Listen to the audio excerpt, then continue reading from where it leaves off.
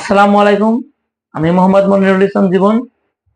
আমি ভালো আছি। আপনারা সবাই কেমন আছেন? ইনশাল্লাহ আপনারা সবাই খুবই ভালো আছেন।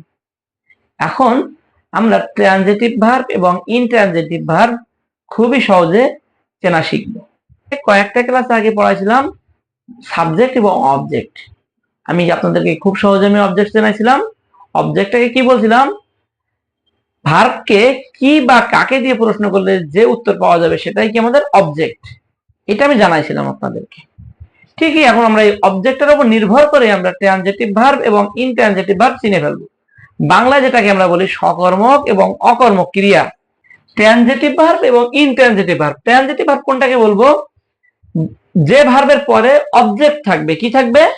যদি অবজেক্ট থাকে তাহলে সেটাকে বলবো ট্রানজিটিভ ভার্ব। অবজেক্ট যদি কি হয়? থাকে। আর যদি ইনট্রানজিটিভ ভার্বে কি হবে? অবজেক্ট থাকবে না। অবজেক্ট থাকে না। যদি অবজেক্ট না থাকে তাহলে সেটাকে আমরা কি বলবো? Intransitive verb. একটা উদাহরণ দেখি। I took shelter